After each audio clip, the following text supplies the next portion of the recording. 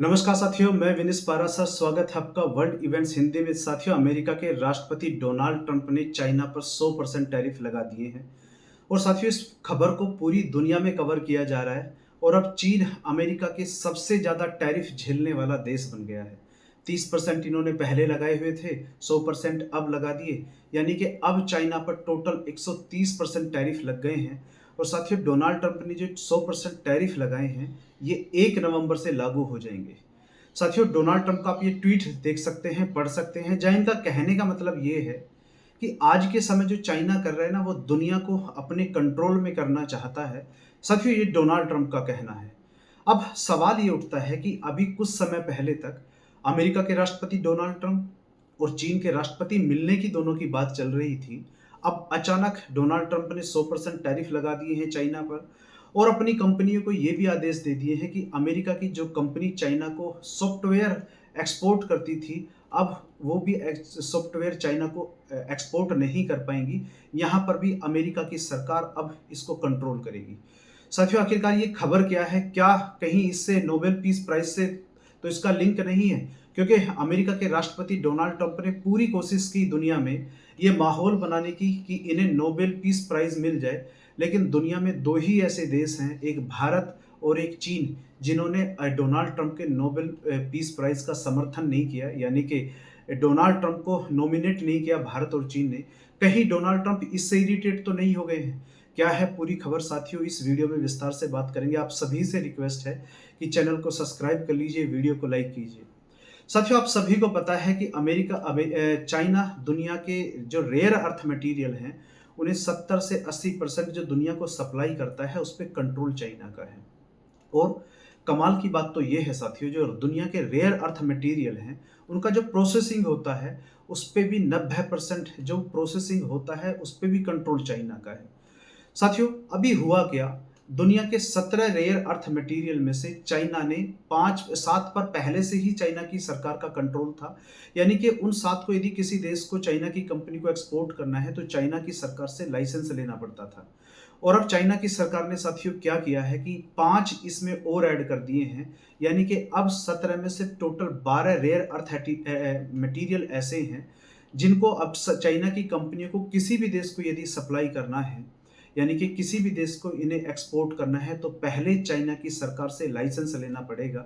सारा खेल साथियों यही है।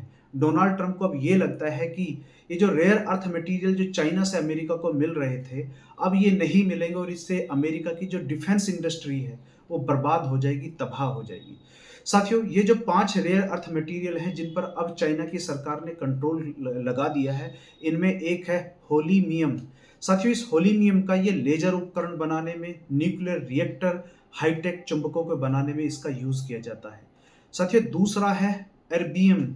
ये एर्बियम जो है साथियों, ये इंटरनेट नेटवर्क, मेडिकल, लेजर और रंगीन ग्लास बनाने में इसका यूज किया जाता है।